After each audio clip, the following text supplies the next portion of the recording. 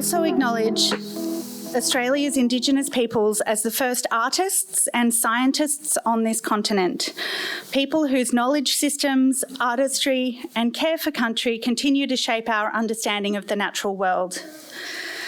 We are delighted to be hosting this event in partnership with Melbourne Rare Book Week, and I would particularly like to welcome any members of the Melbourne Rare Book Week committee who are in the audience, along with any colleagues, book lovers and curious members of the public who have joined us today. Melbourne Rare Book Week is one of the great pleasures of the literary calendar in this city. It brings together people who care deeply about books, not only as beautiful or collectible objects, but as important historical artefacts.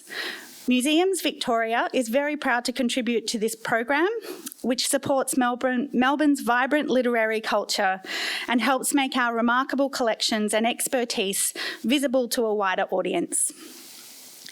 This afternoon's event brings together several of the things that I find most exciting about rare books: their ability to connect disciplines, to preserve histories of observation, and to remind us that knowledge is often made through collaboration between artists, scientists, collectors, librarians, and readers.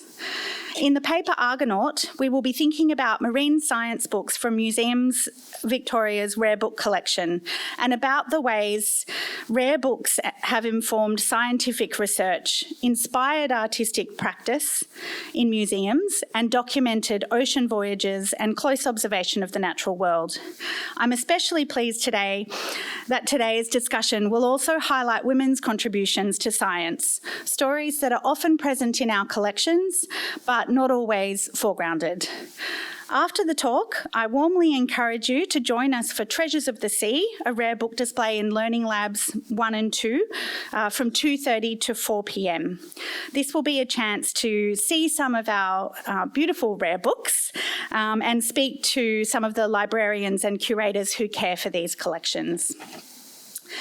Thanks again for being here. I'm very excited to hear the conversation ahead, and I hope that it gives you something new to think about when you think about rare books, marine science, artistic practice, and the many histories held within museum libraries. I will now introduce Hilary Harper, who is our moderator for today. Hilary grew up in regional Australia and loves the way radios connect people through storytelling, a practice which transcends time, space, and football codes.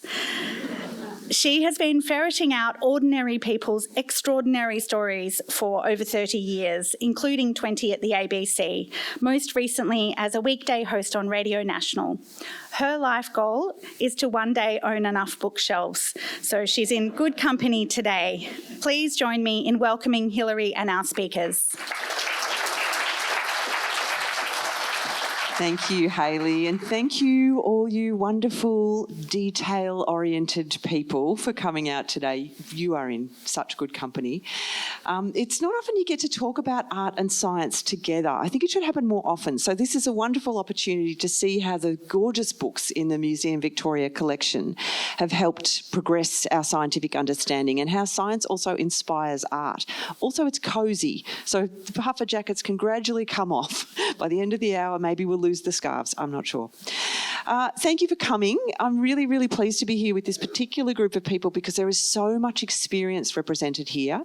Tom Darragh knows all the museum's nooks and crannies. He worked here for 36 years, starting in 1965, and he's still doing research as a curator emeritus.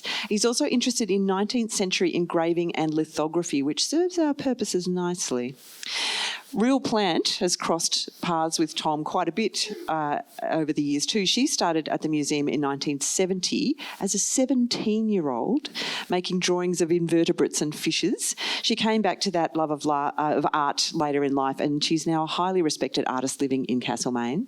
And Mel Mackenzie is collection manager of marine invertebrates at Museum Victoria, looking after a vast library of preserved specimens, invaluable for scientific research, and obviously she's very interested in the books as well and looking at how they compare with what we have today. And she's also done scientific research herself in Antarctica and Tasmania. We'll pick her brains about that.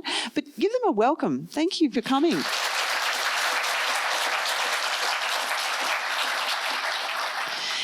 Now, there are beautiful images that go along with this talk, and I'm going to rely on our guests here to kind of guide us through the images that go with particular things that we're talking about.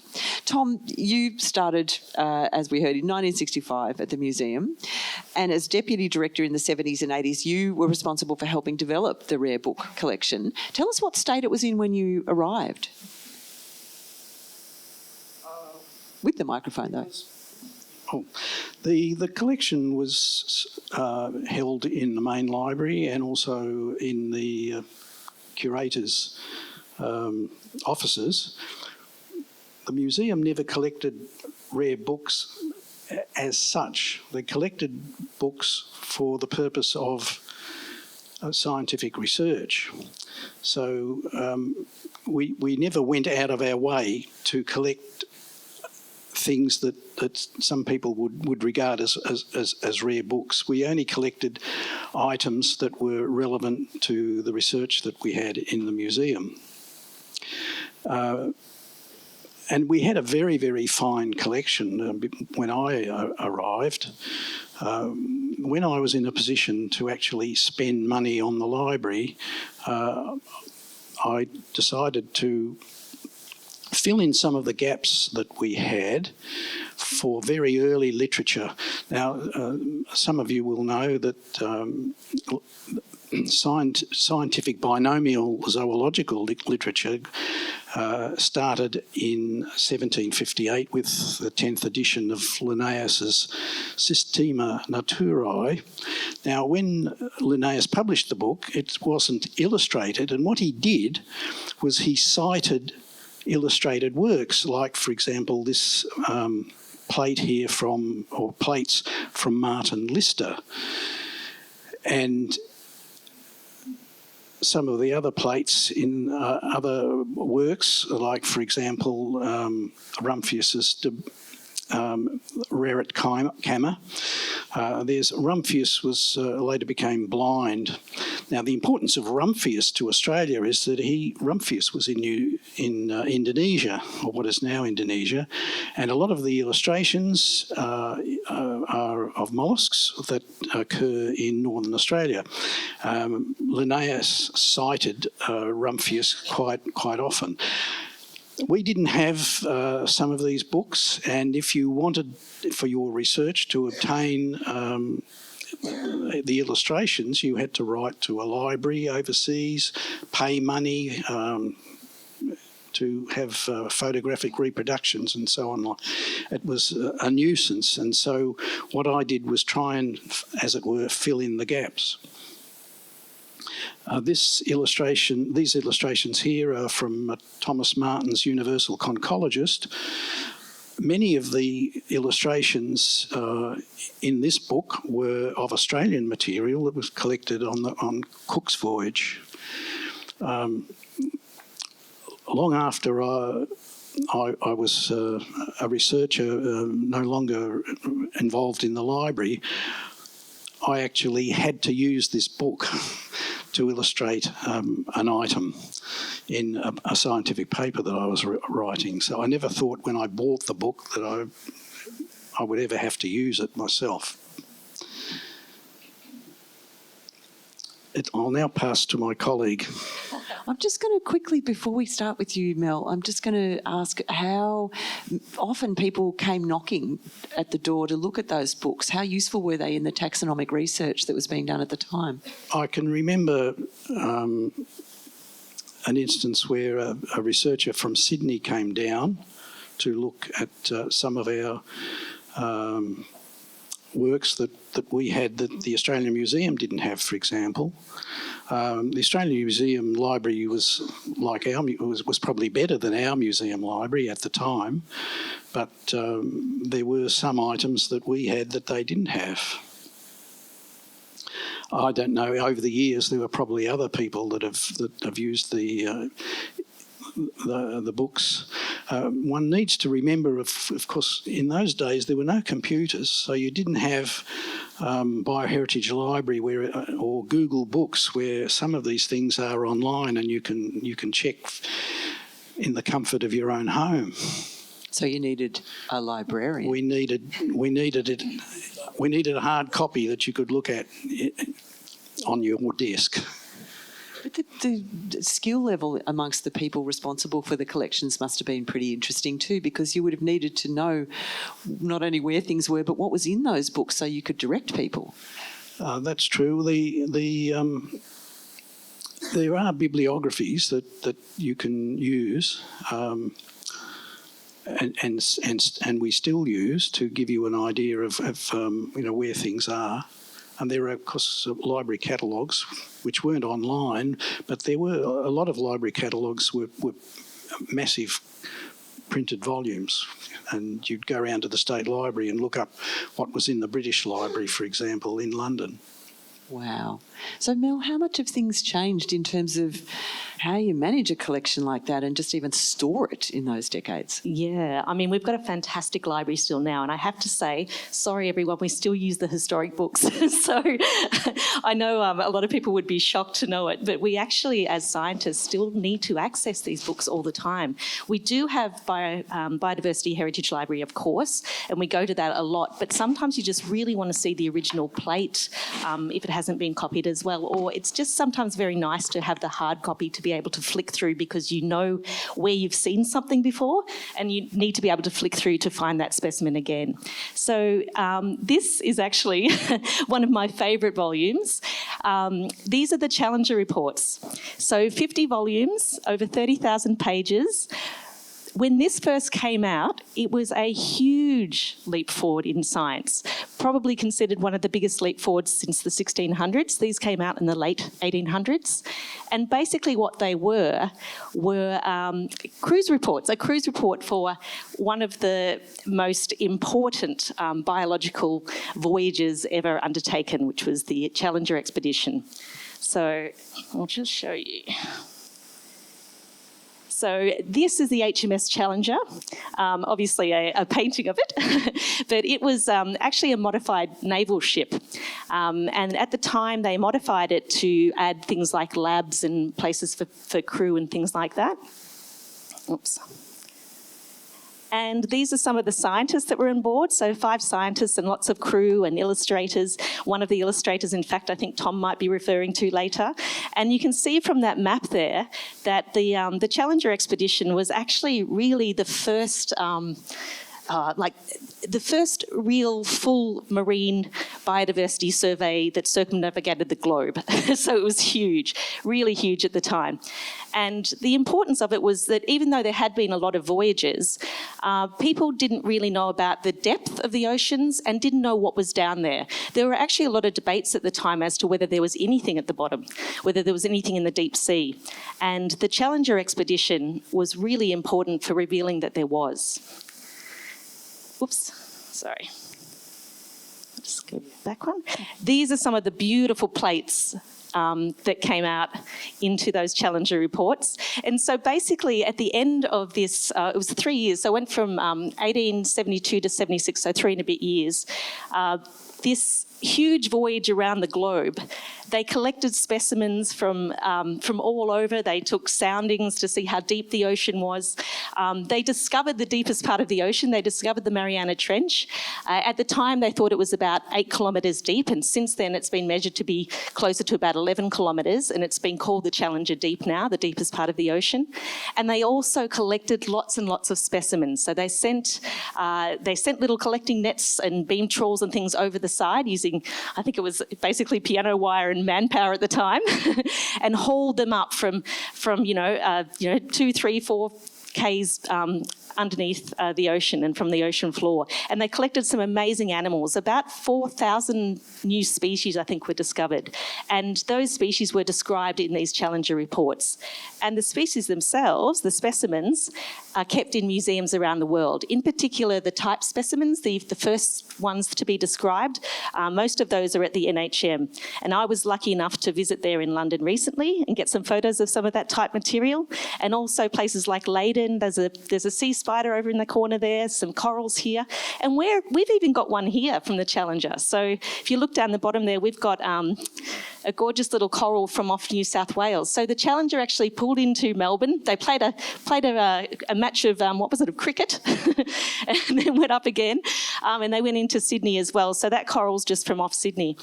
And one of the really interesting things for us too was that in 2017, Museums Victoria actually led an expedition up the eastern coast of Australia.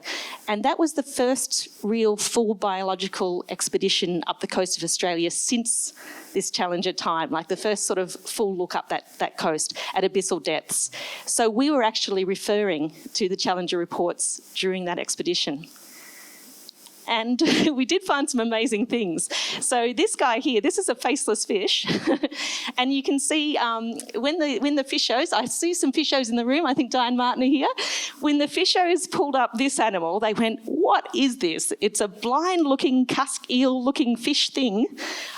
We don't know what it is. No one's seen anything like this. And then I believe one of them, maybe John was it, who actually went to the Challenger reports, had a flick through and saw that the last time this animal had been seen was back in the 1800s, which is just amazing. So and I think Anna, who's also in the room, then decided to make this guy a little bit of a media sensation, which was fantastic. So, Mel, I'm really interested that you said that you still go back to these books. Yeah. Is that because there are no other illustrations of some of these creatures elsewhere? The reason we need to do that is taxonomists, you really need to, if you're identifying animals or if you're describing something new, you need to go back to the original description, often the original specimens, which is why a lot of people visit London to see those original type specimens, before you can say it's definitely not that, this is definitely something new and these are the differences. So it's very important to go back to that original literature. Yes, there's been things past them, we have to look at all this different literature, but we're often going back to the source, which is very different from other people nowadays. but as scientists, we love to go back to the source. Yeah, and So that's shocking and fascinating and exciting to me that, you need to go back to a beautiful, musty old book instead of just going Google, Google, Google. Yeah. I mean, if we're lucky, we can find things online, but it's not, and Biodiversity Heritage Library has made a huge difference with that because the Challenger reports, for example, are online, which is great. This is actually one of my favourite animals. So I'm into sea cucumbers, which you might know from my water bottle. This guy here is a sea pig. And the little one down the bottom there you can see is one of the ones that we collected on that voyage that I was just talking about, this guy here. And recently we've actually, I don't know whether anyone's been to the Wondrous Planet exhibition, which is just gorgeous if you haven't been upstairs. And we had the preparators actually make this gorgeous model here of a sea pig for us.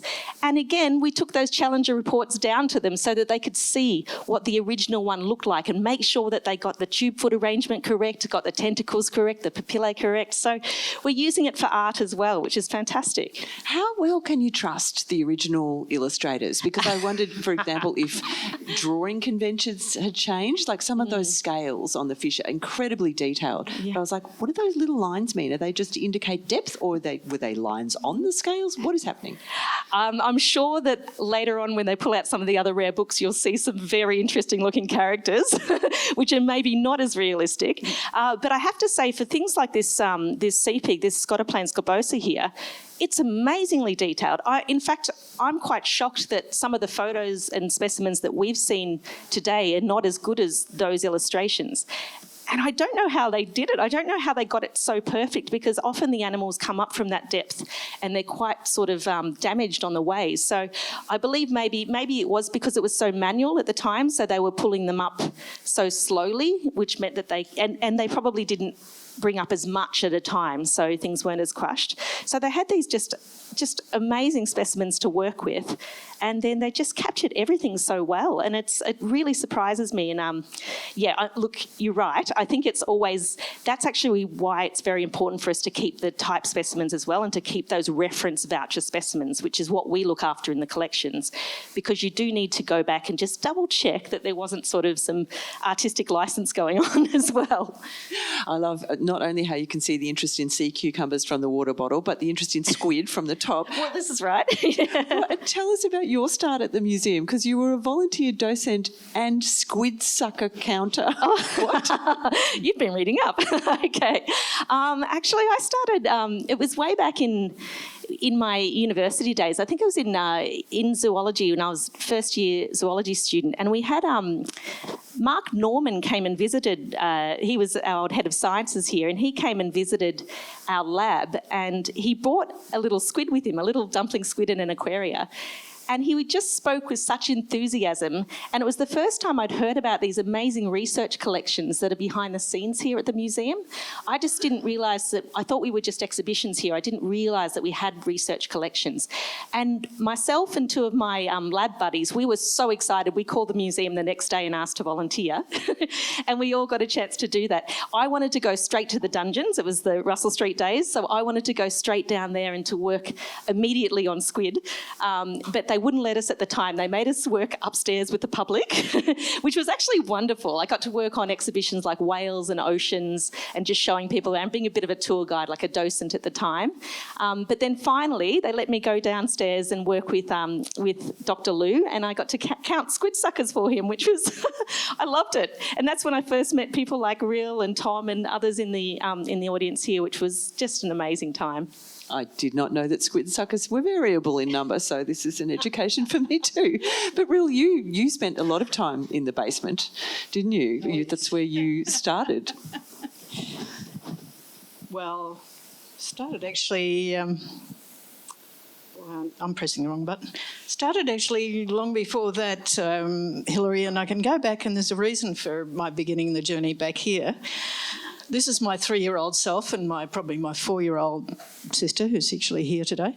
And we have our mum to thank for making us aware of the marine environment and giving us the opportunity to make critical observations, which might sound strange at this age, but it stayed with us both all our lives. And from this period, you might note, everybody, I'm actually got a cuttlefish bone, an animal which is neither a fish and nor is that a bone, but that's another story.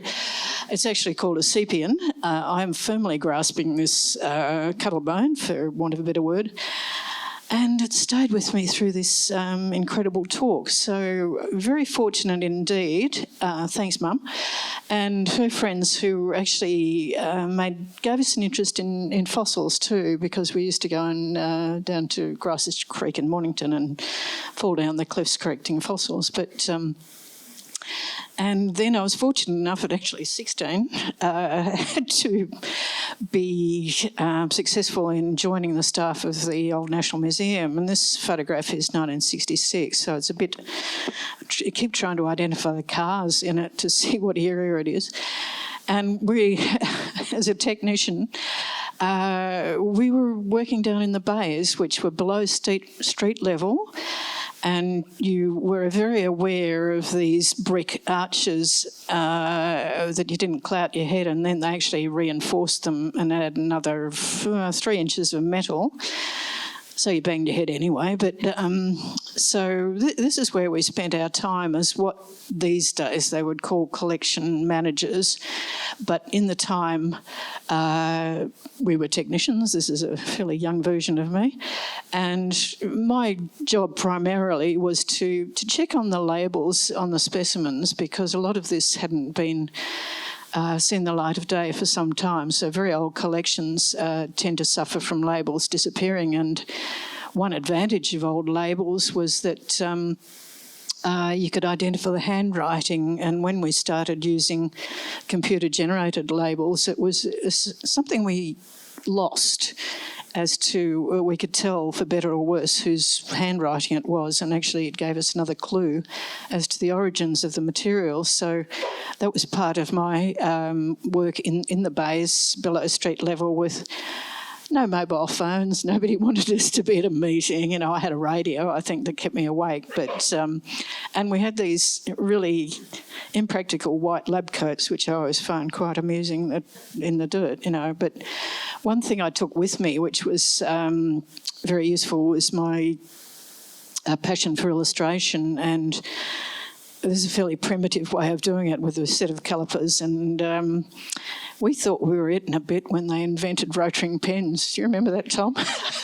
Repeatograph pens, pens that had ink and things like that.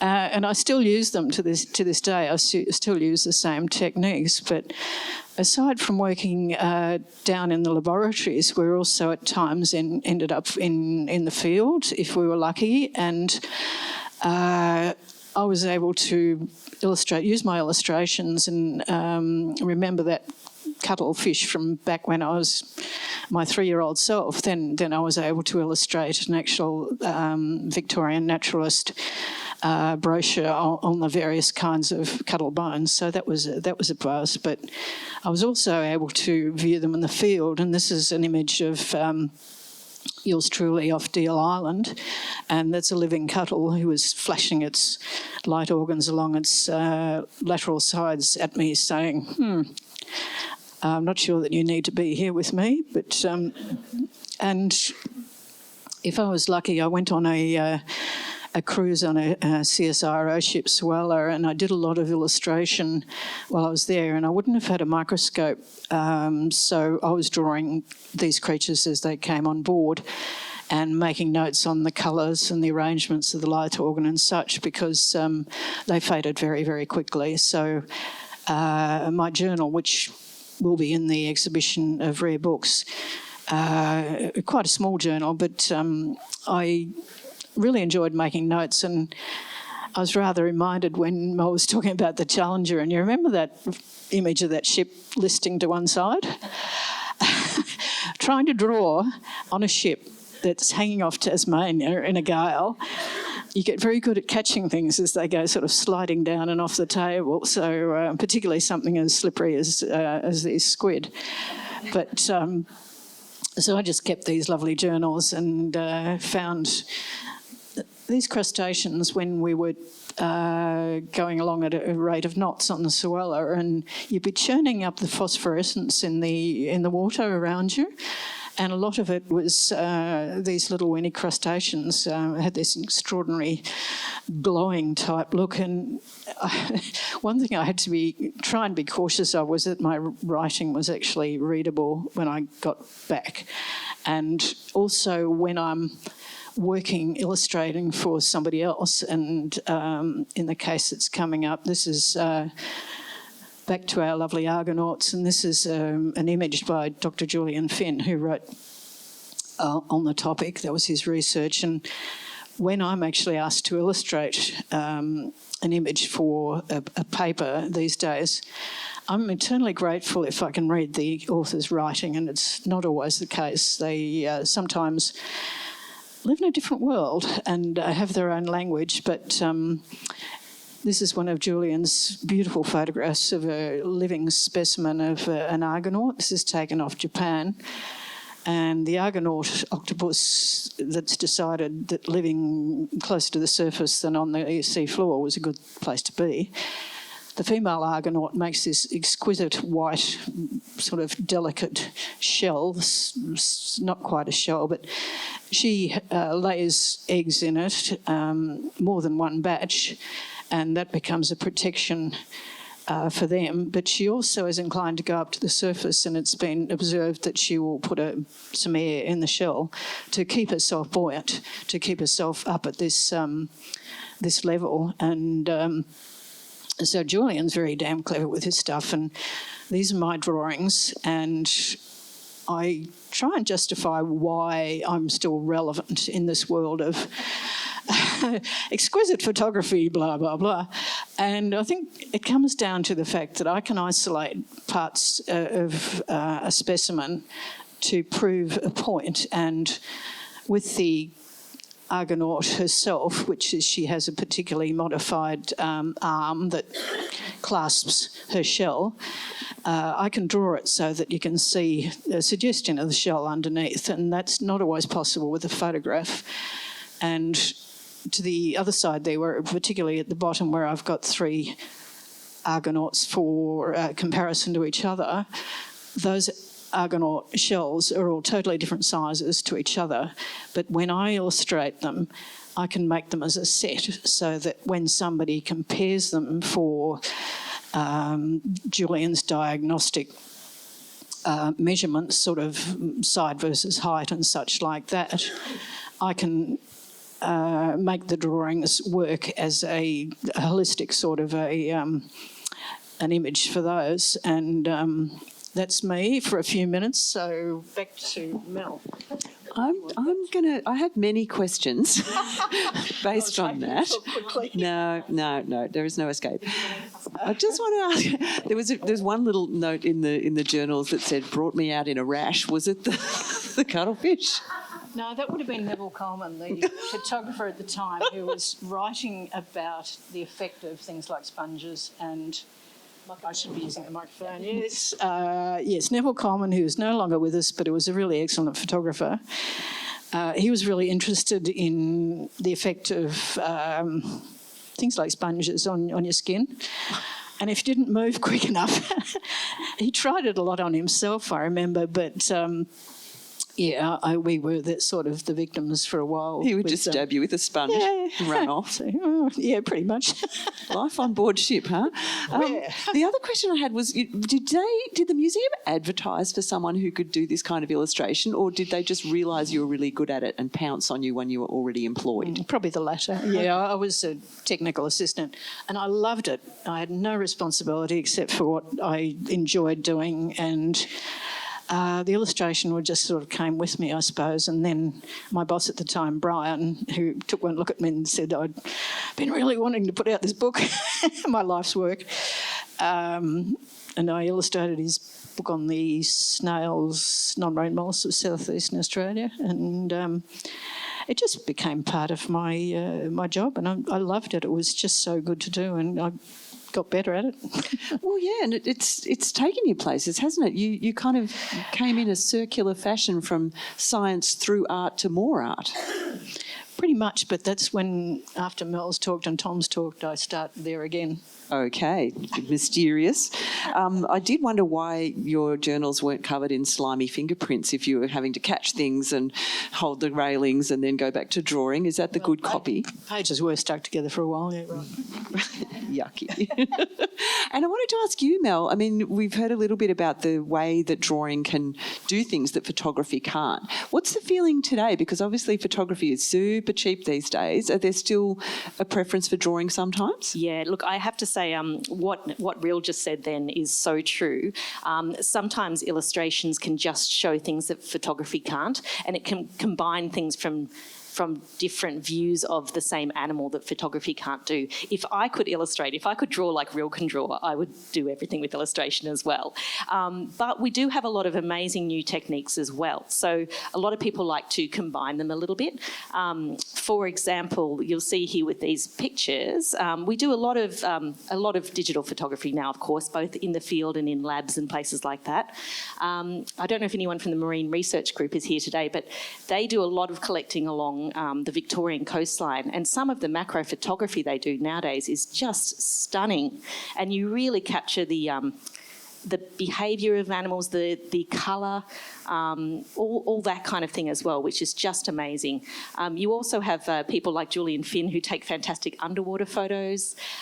When things get back to the lab, we can't always get photos in the field, so sometimes you will be annotating and just trying to write notes. I still draw, even though I'm a terrible illustrator, I still always draw my animals when I first look at them if I'm trying to identify them, because I want to make sure that I'm looking at them properly and I'm really getting the right count, like how many tube feet do they have, what are their measurements. And you really, really look at an animal properly if you're drawing it. And you can see that actually in this image here of Jo Taylor, who is an amazing person at the museum. See here, she's actually using, I think it's a camera lucida or a drawing tube there, using that with a microscope. So she's looking at tiny crustaceans and she is illustrating every one of their little appendages. And it's really great to be able to use different techniques, I think, when you're describing animals. So we do have things like regular photography here. When things come back to the lab, we have some great photographers here, people like Nish Nazar and Chris Rowley, who's in the audience here, who take wonderful photos for us. We also have a scanning electron microscope, which is these little plates. They are tiny little calcium carbonate plates called ossicles in the skin of a sea cucumber. We have things like X-ray, which is used a lot for fishes. This is another one that Nish did. And I know that Di and Martin have done a lot of this kind of work, and it helps to be able to see inside the animal, obviously, without damaging the outside. And nowadays we even have things like micro CT scanning that Roy's done here. I think he's got some articles out actually right now on that in the conversation. So look, there's lots of different techniques, but I would never, ever, ever suggest that illustration is irrelevant. So that would be dangerous right now in this particular stage. I've been a bit remiss too, because if you've got questions banking up behind you as you're hearing our wonderful speakers today, you can go to slido.com on your device and just put in the hashtag bookweek26. So Slido is SLIDO.com and hashtag bookweek26, and those will pop up in a little stream that we can put to our guests in a little while. Mel, you've taken science to the seas as well under slightly different circumstances. What was that like? There's been Tasmania, there's been Antarctica. Yeah, look, I've been really lucky. I've had the chance to go to Antarctica more than once, about 3 times. I've been to the Falklands. So the Antarctic trip was on a ship. I actually went with the British Antarctic Survey. And it was actually these little weird-looking sea cucumbers that took me there. Sorry, go back one. So basically we were doing a lot of identification work for some old voyages here with my mentor, Mark O'Loughlin, at the time. Some of that was actually based on the Discovery expeditions. So that was another huge expedition, and Terra Nova expeditions. So really historic expeditions where we were still describing the sea cucumbers from those times. And we got invited along to go on this voyage to Antarctica, and Mark was too old, the other person was too young, and I was right in the middle, so it was perfect. But yeah, it was wonderful. I was very lucky to get to go on my first Antarctic voyage, which I have to say, when you get to break through that ice the first time, it's just, it's just such a beautiful place with the whites and the blues and the fresh air and just the amazing animals that you see above and below, like the ones that you can pull up and put on deck, especially if it's really cold water and you're just seeing them. Some of them might even still be alive. Often when we pull things up, they've come for 4Ks, come all the way to the top of the surface, and they've actually already passed away. But to see things in live colour is just amazing, that no one's ever seen before is just so fantastic. And then in Australia, I've been lucky enough to go up the east coast, do Tasmania. We've recently done Christmas and Cocos Islands, all the underwater volcanoes around there. So it's just, I've been very fortunate. I understand one of the Antarctic trips you were being able to kind of peer under a recently carved ice shelf. Oh yes, that was okay. Yeah, that was an entertaining one. That was a very that was a rapid response Antarctic trip that I got invited on again with the Brits, and we were trying to get to, as you say, to an iceberg that had carved off to see what animals were living under there, because this was part of the ice shelf. So the thought was that they might have been there for so long that they could have really evolved into something different. We just didn't know what was there. So we powered through, and we did try to get there, but we actually didn't quite make it. The wind and the icebergs stopped us, and if we'd kept going, we would have actually been stuck there for at least a winter, and we didn't have enough food or anything to do that. So we kind of had to make the call. But really luckily, actually, I got to go all the way. Instead, they had sort of a backup plan. So we did Prince Gustav Channel instead, and that was one of the most beautiful looking places I've ever seen off the Antarctic Peninsula. You've just got you've got the mountains on each side, and then it's absolutely freezing cold, but it is just stunning. All this ice and these beautiful colours everywhere, and look, it was magic. Even though we didn't get what we wanted.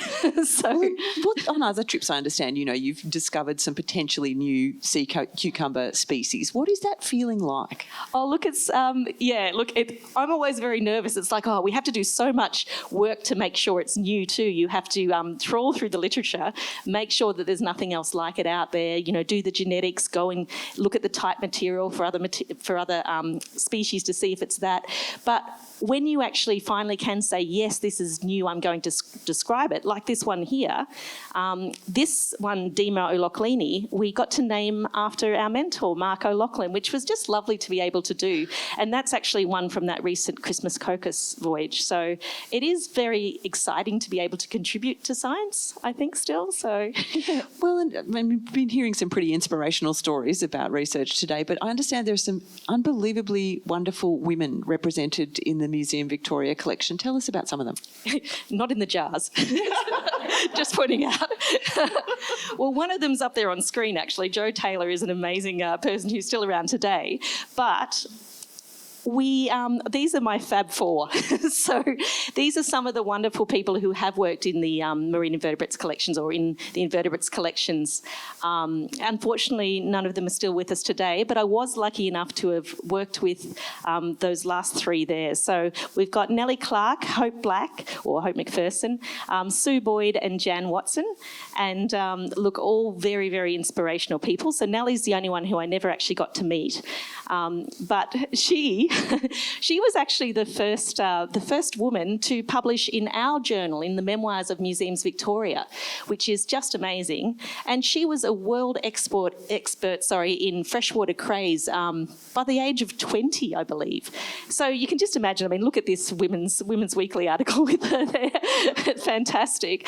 But, you know... Melbourne girl is leading authority. I know, it's fantastic. But she actually started out, her dad was an entomologist at the museum, and she started out as an assistant to him. She got a few different part-time jobs. She was like a tour guide and did different things. She was actually finishing high school when she was publishing, which is just amazing. She was doing night classes finishing high school while she was doing the rest. And we do have freshwater material in with our marine collections, which is why I do, have her up here. Unfortunately, like what happens a lot is that she couldn't get a full-time job with us, unfortunately. So she went on to work with WeHi, and then she got poached by the Americans, so she went over to America. And when she went over there, she did an experiment on the plane. She took 40,000 bull ants over with her just to see how they cope with flight, which I thought was hilarious. Right. How did they cope? I don't know, but I wouldn't have been happy. This is Hope McPherson. Now, Beck Carland, who you'll see later if you're in at the Rare Book display, Beck did a lot of work on trying to get some recognition for Hope. Hope was one of our first was our first female curator in marine. She did mollusks.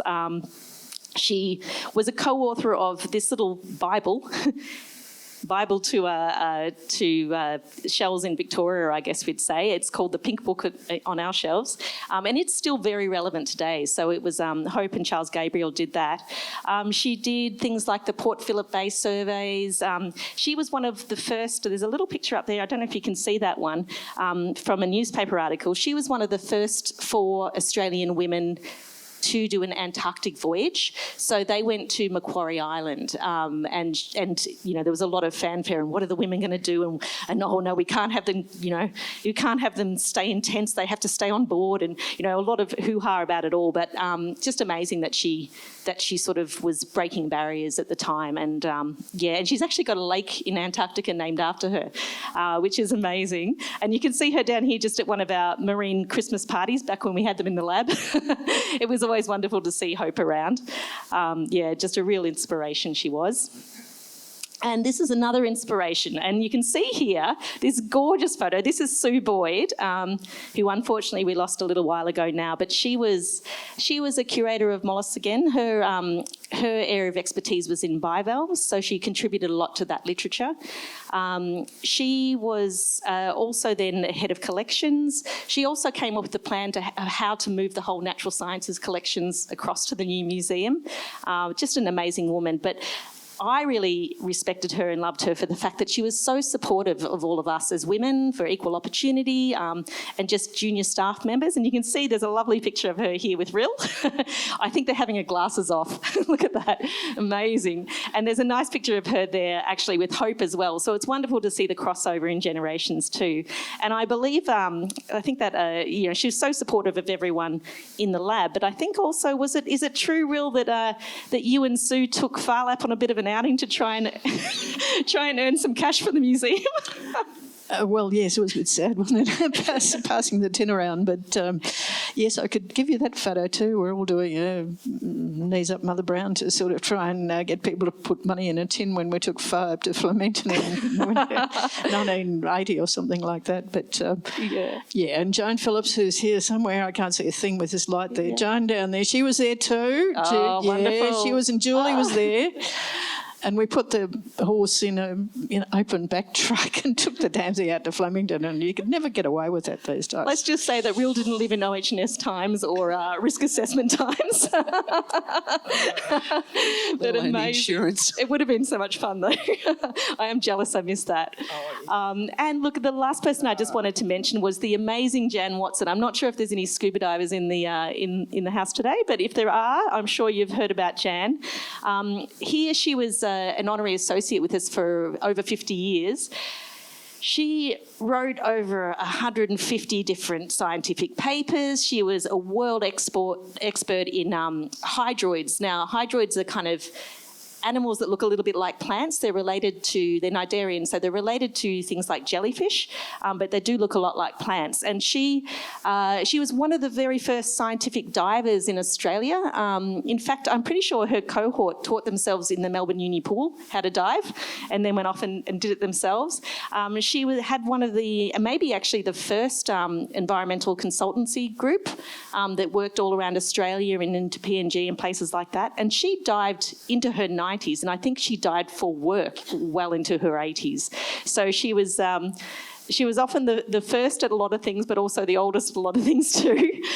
She was the first student, or the first female student, in many of the places that she did degrees in. So she went on to a PhD and everything. But she also today, when we went to her place to help her pack up her collection in Clifton Springs, so she was moving. This is quite recently, well, not recently now, pre-COVID, but she donated a collection to us, and she also donated a lot of her library and reprints and things like that, including this amazing rare book here that will be on display later. So make sure you ask Hayley all about that. And again, it was a book that was used, like scientists actually use the historic texts a lot in our work. So she was using that a lot. And she told us some great stories while we were there, which I'm sure Chris remembers. She had some very fun stories about her diving. She used to rock up to other museums on the back of a motorbike in leathers when she was, in her 70s and 80s.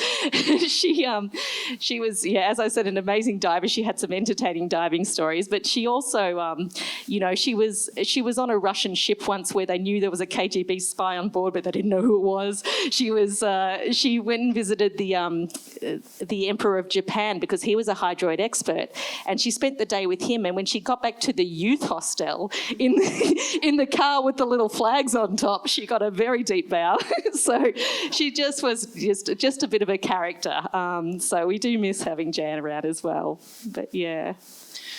Well, it's lovely to be able to foreground some of the women who've done all this amazing work. I was looking through some of the, images of the rare books in the collection, and there's one by William Turton that just says, assisted by his daughter, 1819. No further information. How much assistance? Did she draw the whole thing? We'll never know. Is there a lot of hidden work, do you think, Mel, by women in these works? Oh, absolutely. And it's actually wonderful. I'm very lucky. Our lab is actually near the library here, and I'm very fortunate that the librarians, for different reasons, will bring out the rare books at different times, and they will be very sure to highlight where there are hidden voices there and women who have illustrated things and all the rest. And I think, we've got a long way to go, as a colonial institution as well. But hidden voices, whether they be women or people from diverse backgrounds who may not have been revealed yet, and we're going to just keep doing the work and trying to get them out a little bit more so that they're not really lost. And hopefully we can do that a bit more in the future. Yep. Yeah, it's always interesting, isn't it, to think about the kind of whispers of First Nations involvement too that underlie some of those explorations and access to specimens and things that happened in the last couple of centuries. Tom, speaking of which, tell us about the Prodromus, one of the most amazing works in the museum's collection. And it was, I understand it's kind of like a first pass of species in Victoria, a giant list. Well, the gentleman who started off the Prodromus, it originally wasn't called that. It was called Memoirs of the Museum. The gentleman there on the left, Professor Frederick McCoy, who was Professor of Zoology at Melbourne University, well, Natural History actually it was called originally, and he was also honorary director of the National Museum of Victoria. And in the 1850s he proposed issuing a series of publications that would illustrate the natural history of Victoria. He managed to get the money. He started in 1858 using various artists, Ludwig Becker, the famous artist, and some other German artists who worked for doing illustrations for the government botanist Ferdinand von Muller. The project got off the ground and the illustrations were made, but no letterpress issued because he couldn't get the money because of the political problems in the 1860s. But by about 1873, eventually, having accumulated a couple of hundred plates, they finally started issuing the Prodromus, as it was called. The idea was that each part would be 10 plates with different animals, and then at the end of a certain period of time they'd be accumulated together, and you'd put all the crustacea together and all the molluscs together. In actual fact, of course, that never happened. One of the artists who did a lot of the illustrations was the gentleman in the middle there, who was John J. Vilt. He was the secretary of the Challenger expedition.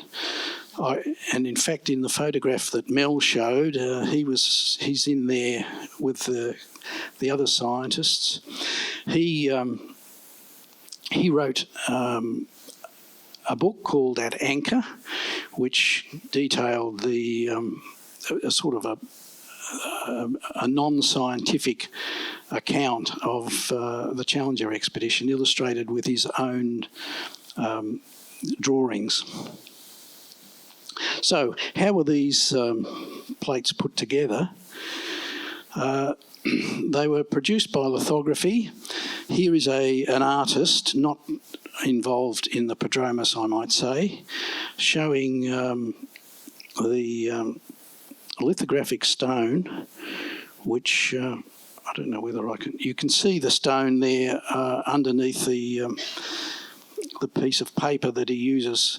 The stone is a lithographic limestone which you drew on with a greasy pencil, and that's why his arm is resting on paper, so that he doesn't transfer grease from his arm onto the stone. There is a stone, the last of the Prodromus plates. The stones are very, very heavy.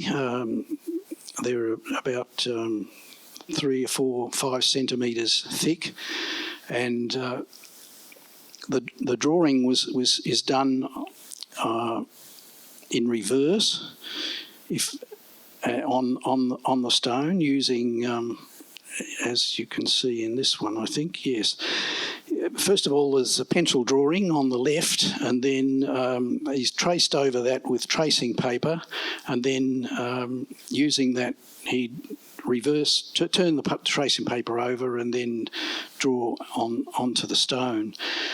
And those are the plates on the right, the coloured illustrations. Now, for each colour, you had to have a different stone. So in this case, it was probably about 5 stones. But for those plates that were had a lot of colours, you'd have the stone with the black outline, and then for every colour you had another stone. So it was quite a complicated process. The stones were used to print, and then they were cleaned and used again. So one or two stones were in use at one at a time. So the artist would draw here at the museum, then hop in a cab and take it to the printers, either a private printer or the government printer. In the later years, it was the government printer that was used. When you say a cab? A horse-drawn cab. Well, like a taxi, yes, a cab. So you'll find in the museum archives, for example, the artist putting in for petty cash of 2 shillings for the cab fare to the printers. This is the sort of press that was used. It's a hand press. The stone you can see on the left. It's then you can't see the actual cover. The stone is inked up. Then the paper is laid on the stone, and then a sheet of metal is put on top of the stone, and then the stone covered by the sheet of metal is pushed through, and you can see it goes under a scraper which pushes down on the sheet metal, and the image that's on the inked image on the stone is then transferred to the paper. So it's a very laborious process. Was it a favoured overhand illustration? Well, you can once you've got the image on the stone, you can produce hundreds and hundreds of copies. Whereas if you were trying to do a book by hand, producing say 10 plates with an edition of 1,000, it's impossible. I might say that there were 1,000 copies of each plate printed, and theoretically then there should be 1,000 copies available on the market somewhere out there. But unfortunately the decades were used as part of library exchanges. So they ended up in libraries around the world, and we received items in exchange. But the volume 1 or decade 1 went out of print long before part 20, which was the second volume of the Prodromus, was published. So theoretically there should have been 1,000 copies available, but much less. We don't know how many volumes there were actually still available, but certainly nowhere near 1,000. If you did want to see the Treasures of the Sea exhibit, you've got stacks of time. It doesn't start till 2:30 and it goes till 4. Just at the end of this talk, look for the Museum Victoria staff and they'll be able to direct you. It's in the Learning Lab upstairs, and it's beautiful and it's free. But Rhyll, tell us a bit more about your journey, your lovely circular journey. Is there a particular image you want to speak to first? I guess I want to just talk briefly in referencing lithography, which Tom has been talking about.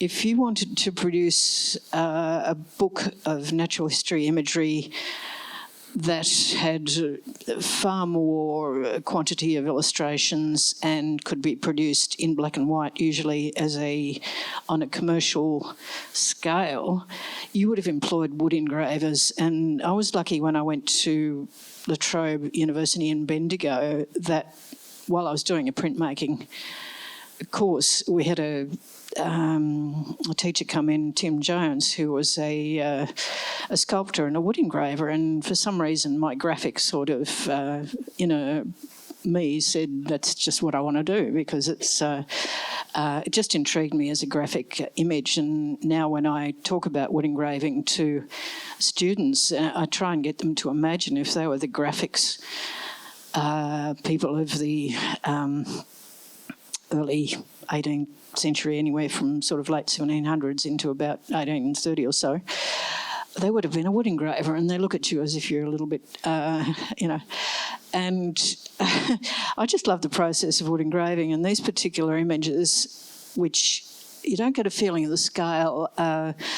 The small one, which has a strange title of the Argonaut walking on its head, which I'm not sure that they actually do, but it's sort of a romantic view. These particular images are from about 1843. It's an incredible two-volume,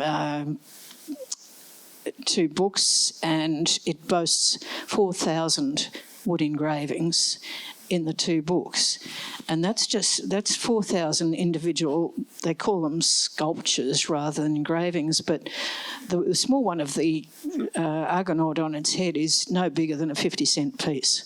So it gives you an idea. The actual page that includes these images would have probably 8 or 10 images on it, and they would have been produced in quantity, and then some smart cookie worked out how to steal face wood engravings so that they then printed more and more and more. But I became fascinated in the history of the medium as much as my enjoyment in the history of illustration of natural history books. Wood engraving just sort of got me in, and this particular image is when I started to look into the history of wood engraving, and it's a bit like with lithography, the stone, and in this case the wood block, were a means towards an end, so they were actually discarded. And the problem with wood engravings, they were actually solvent-soaked firelighters. So most of them were committed to do you keep warm or do you keep your wood engraving. The block underneath there is a very rare thing that I was given, and that's a composite block where often with the wood you use, it has to be very, very high density. And you have a tool, which I've got some in the exhibition upstairs, where you glide a very sharp, tiny chisel along the surface, create, if you're lucky, that lovely sort of coil of wood, and then the surface is inked and that fine line becomes a white line in my case. But I could talk for hours about this, but I better just... but anyway, in the day when you had something like the Illustrated London News, which were A3 size, you would bolt all these little blocks together. The head engraver and the artist would draw across the surface. They would be split up, and of all of you here, there would have been 20 of us doing clouds, horses, whatever. Then they'd all be bolted back together again, and the head engraver would sort of get rid of the lines. And you can tell a wood engraving by, usually you can see a line where the blocks have started to come apart. But then by about 1830, some smart cookie invented photography and sort of said, well, don't bother drawing on the top of the block, I'll expose a photograph on there and you can engrave around that. And the next bloke said, well, let's just throw away the block and print the photograph. So it was gone, and it became the medium of what they call artist engravers, and particularly women who really enjoyed working with poetry and things like that. But I bought the block that's sitting on top there in Venice and found a printer in Venice to actually have it printed. And it's from probably turn of the 19th century, thereabouts. It's I haven't managed to identify who it was yet, but it's some sort of crest, if you like, and that is a proper engraving from the period, and it's a bit of a treasure because they're quite rare. My own engraving actually went into, I started using hue and pine because it was quite dense and I could get big bits of it. And when Mel was talking about suckers earlier, I was rather amused because, strangely, this image of the octopus, which you may even be familiar with, I had to make a lot of circular little cuts for suckers, and I found that if I mounted this on an old gramophone turntable, held the tool in one hand and spun the block around, that I could make these tiny. So that's part of that print. But I also went back in time, again, back into the Sweller, back into 1985, and this little sketch I did of a bottle squid at the time, Rossia australis, and I've used that a bit in my artwork. And this is a wood engraving I've made of Rossia. This is, again, hue and pine. And I do a lot of pecking, which is probably the opposite of what I do in my putting black dots on white. This is cutting out white dots on black, which does your head in, but that's, what we do. And I've printed this image just as part of my master's, which needed a little bit of humour, so that became Squid Row, of course. And I was more than delighted when that was actually printed in a book. John Keane, thank you very much. I got the last 2 pages of the beautiful book on the art of science, and with the placemat, which you saw before, and Squid Row, which was the last one. And I've used that little one a bit, and I'd like to put in a plug for the New Australian Bookplate Society, who have a wonderful online gallery of artists who make ex-libris. So if anybody has any thoughts about having a bookplate made, do go and have a look at them. It's jolly good. And the last image, which is going to appear soon, I just wanted to say that I was rather pleased. Are the fish going to appear or not? Are they gone? Maybe you press it again. There they are. When I saw my wonderful son took me to a documentary a couple of weeks ago called How Deep Is My Love, which is, if you disregard the Bee Gees linked to it, it's about an expedition of the UK ship out of called the James Cook, and it's a voyage in the Pacific in 2025 it was made. All the mod cons you can imagine, fancy stuff, photographic stuff for days, and they're drawing. People are drawing. They're still saying that if you really want, as Mel said before, to make critical observations that you have faith in, because in theory there's, we're human still. And I was delighted with that, because it sort of justified my 70-odd years of still doing this. Thank you very much. Well, I want to quickly finish up with, there's quite a few questions saying, how can we get involved with the museum? I would like to do this kind of work too. I reckon just talk to Mel afterwards. Sorry, Mel. But also people saying, are you still doing this kind of work? Is it still in demand, Rhyll?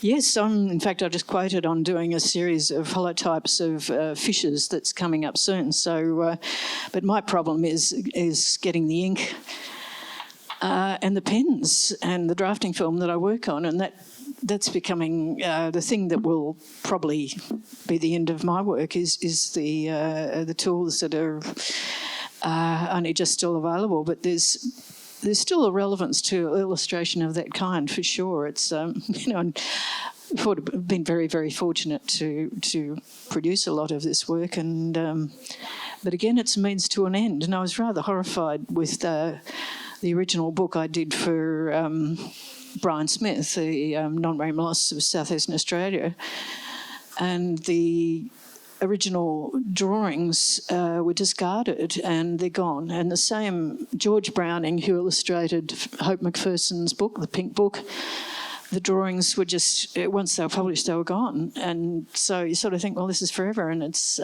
sadly... there are means towards an end unless somebody decided to keep them. Fortunately, now there is somebody who has kept some of the illustrations rather than just discarding them. Yeah, that's why every time you look at one of the rare books, you're so grateful, aren't you, that it still exists in the now. I'm very grateful to you for coming along, and I'm so grateful to our speakers today. Thank them very much.